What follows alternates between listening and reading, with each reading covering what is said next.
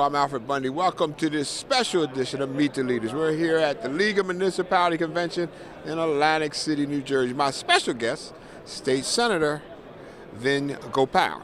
It's great to be with you. Listen, a little new to the New Jersey legislature. Tell us why you ran. Yeah, I'm a lifelong resident of Monmouth County, born and raised there, and saw high taxes, economy not doing great, and I thought as a business owner and someone who's always had a passion for public policy, I can try to make a difference. Tell us about the district. We have a wonderful district. It's a diverse 18 towns in Monmouth County, from as rural as Colts Neck to as urban as Asbury Park. And we have Long Branch, Neptune, really wonderful community of hardworking folks. You kind of represent what we call Jersey Shore. It is a big chunk of the Jersey Shore. How has the recovery been? It's certainly been news making as far as still many people struggling with recovery from Sandy. Tell us about that. There's still a lot of people that are out, folks in Pennsylvania, and we try to stay in touch with them through federal and state. And it's been tough trying to get all these people back into their homes, especially in Long Branch and Asbury Park, up and down the Bay Shore. And I know that the former governor was working on it, and I know this governor is also working on it. Are you pleased where we are? It's been quite a while now. No, I'm not.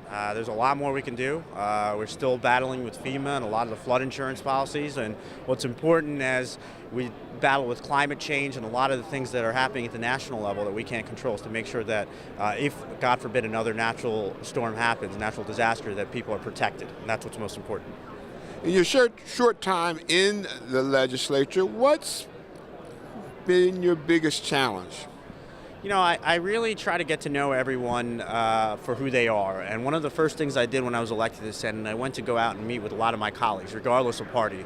So I went out and met with some of my Republican colleagues who represent Sussex and Warren, who I don't share a lot with in public policy, but I try to understand who they are and where we can find common ground. And I think that's what's missing in our country right now. We have a lack of civility from the top down.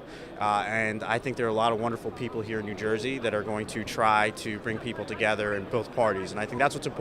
Discourse. I just heard about this next generation of legislators who have gone in and have begun to meet in a bipartisan way, kind of having some social gathering. Are you part of that? Yeah, Senator Orho from Sussex County, the two of us recently did a class at Rutgers Eagleton on the importance of bipartisanship. We have issues we disagree with, but we disagree with respect. We understand that we have different worldviews, and we understand that we're all here for the same purpose, to make New Jersey a better place. It's very important that we have good government. Yes. So we need people to move to the middle and let some of their provincial interests go. Now, next year, tell me one thing you'd like to see in the budget that would help your community. One thing. Well, school district regionalization is a big piece that we're going to be moving forward in the Senate. New Jersey right now has over 600 school districts. Some of these are K-8, superintendent, big administrative costs that affect our state budget, affect every property taxpayer. I believe we have ability to get to about 320 and make sure each district has at least a high school and 2 other schools. And I believe we can do it through attrition without laying anybody off, keeping the great quality of education that New Jersey is known for, but cutting some of the fat at the top. So that means consolidating healthcare contracts, snow removal contracts, waste management contracts. New Jersey has more government, and I say this as a Democrat, more government than any other state in the union, and I think that's where we got to start if we want to get our property taxes down. Now I need to find out what type of cooperation you're getting on this bill, because we've heard this bill about many times or something similar. Talk about how you're trying to get communities or districts to work together. What we've seen in the past is we've seen ideas like county-wide districts and things like that. We're trying to take it from a step down. We're trying to have input from local policymakers, from local superintendents and teachers, and the Senate President supports this policy. It's part of his economic plan. I'm very hopeful that we're going to head in the right direction. I have districts that don't even have schools in them, but they have a school district and an elected school board and a superintendent. It's absolutely insane. And New Jersey's unhealthy addiction to home rule should not be a Democratic or Republican issue. It should be a bipartisan issue. We actually have districts that only have K through 4. Yeah. in New Jersey. We have some that are just K through 8 in New Jersey. They have a superintendent, they have a school board, and all.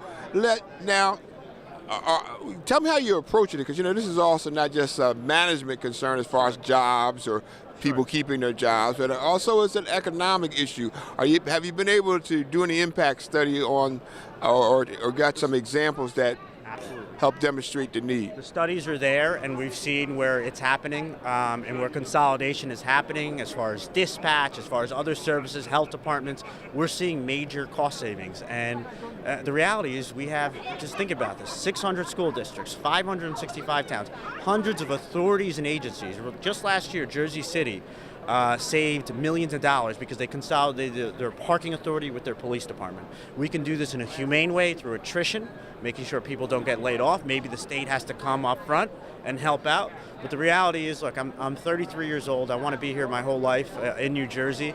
And if we go on the course that we're going to continue to take, we will be bankrupt. And we have to move differently. We can keep the great quality that New Jersey is known for.